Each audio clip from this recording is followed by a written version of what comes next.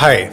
So today I'll talk about premarital sex. Now in conservative societies like India or even Southeast Asia, it can be a taboo subject. According to data, premarital sex is actually increasing all over the world, but it's not fully out in the open. It's not like parents in India are discussing with their children very openly whether you are or not having premarital sex or what are the pros and cons of them. And since historically it has been considered wrong to have sex before marriage, even now, people who engage in it, sometimes they do feel guilty. They're like, am I doing the right thing? Is it a good thing or a bad thing? So today I'm going to talk about pros and cons of premarital sex. This one is important for everybody who's engaging in it, or even for parents whose children are now old enough to start dating. I'll simply start with just saying it again that the world is moving into direction of sex before marriage. Like, it's happening more and more in developed countries and developing nations. Like in developed countries, more than 2/3 of young people are having premarital sex, like even in their teens. And even in a country like China, which is relatively conservative, like just a generation ago, only 15% of the people reported having premarital sex, but recent survey suggests that it's more than 70% now. So everybody who's trying to hold on to the older culture, they will find themselves in a smaller and smaller minority with time, and they'll feel like this world is getting out of hands. So to begin with, you should at least normalize this in your own mind that this is normal. So I'll start with the pros of premarital sex and then I'll discuss cons also. So what are the pros? So initially during dating, it can actually help you make a deeper connection because it's like you have explored every area of dating by talking, having fun, eating together, watching a movie together, exchanging I love you more. But when you add sex to the mix, it can actually deepen the connection. Another one is, well, the most obvious one, that this is a pleasure. Obviously, like you enjoy the activity in the moment. We are evolved to enjoy sex. So when you do it, you obviously have just another pleasure in your life. And another benefit could be, like if you're seriously dating somebody or at least thinking about seriously dating somebody, then by having premarital sex, sometimes you can rule out people where you do not have any sexual chemistry at all. Although I usually don't think of sexual chemistry as a very important factor in deciding who to marry, but the idea is if it's really terrible, then maybe you can skip this person. Like, so what I can say is, it doesn't have to be amazing for you to choose the person, but let's hope it's not too terrible either.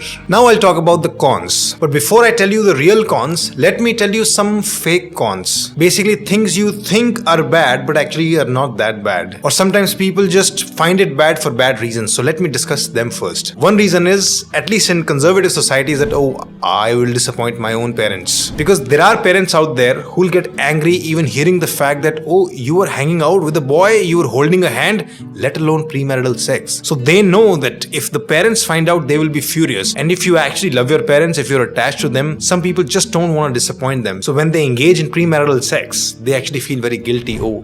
Did I do something wrong here? And by lying to parents, am I being a bad son or daughter? I would say first, let go of these thoughts. You are entitled to your own way of life, and by finding a partner and having premarital sex, you are not betraying your parents. And if they feel betrayed, the problem is in their minds, not in your behavior. So basically, you are not under obligation to ask their permission, especially if you are 18 and older. And before that, you're not exactly under obligation to ask their permission. But here the problem is, they are actually responsible for your safety. So in that case, it does give parents some right to make sure that you are fine, you're safe, but they still aren't supposed to dominate your dating life. But this issue is slightly complicated when minors engage in premarital sex. So I'll probably make a separate video discussing all the subtleties around it. But here the main point is that if you have a partner and you are enjoying sexual connection with them, you're not being a bad son or daughter. And the same obviously applies to all the other relatives and people in society. Like, what will people think? If they think something, that's on them. It's not up to you. And why am I saying that you're not doing anything bad or wrong? Because see, morality,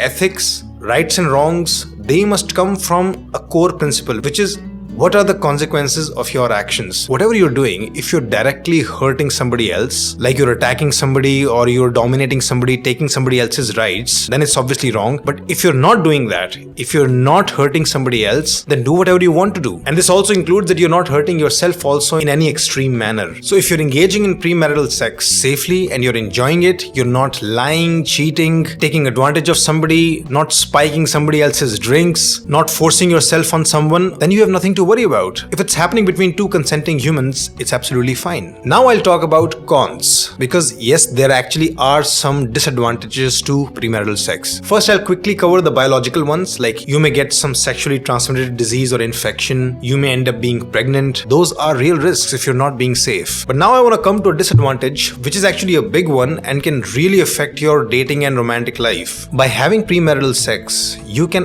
actually end up getting attached to someone who's probably not that suitable for you. Basically, when we are physically intimate with somebody, chemicals release in our brain which bond us together. What could happen is, otherwise you would probably never date or marry this person because their values are very different, their goals of life are very different, their personality is very different, but you haven't even understood all of those things. You just found the person attractive, you found them at a party, you exchanged some messages, you made a plan, you met them a couple of times, and now you're having sex. And you have it a few times and you get attached to that person. You start really liking that person, which is just based on those chemicals. And 6 months later, 1 year later, when the sexual chemistry has declined, then you realize, who am I stuck with? We are not a good match at all. Why did I start dating this person? This is because your brain got a false signal and you just went deeper and deeper with this person. So this is why if you're really looking for a long-term partner who's actually a good match for you, it's a great idea to delay sex. Probably meet them 10, 15, 20 times before you get into deep physical intimacy, because that way you can analyze the person while still being a bit detached. And another point is that when you are clear in your mind that right now we're not focusing on sex, then you can focus on some other things. How to actually build a relationship, how to actually build the emotional bond, how to become better friends, how to have better conversations, because you have to build the bond based on other skills. And those are the ones which will matter in the long run. So by focusing on non-physical things, you become a better romantic partner as well. Otherwise, you'll just use the cheat code of getting in bed together. I mean, you can do that, but it won't serve you in the long run. So keep the focus clear.